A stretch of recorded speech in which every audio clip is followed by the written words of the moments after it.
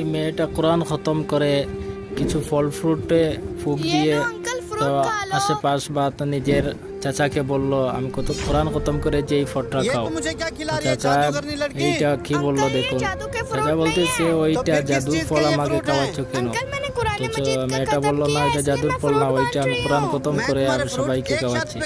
তো চাচা বলল আমি একটা শর্তে খাবো, যদি আমাদের আম্বিয়া কেরামদের নাম আর তাদের মৃত্যু কবে হয়েছে যদি বলতে পারো তাহলে আমি ফলটা খাবো।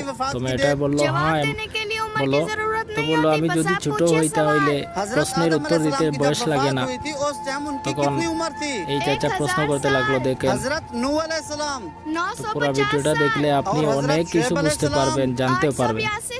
তো এটা অনেক ভালো লাগলো আমার। তো আপনার কেমন লাগছে আপনি বলবেন, শুনে যান।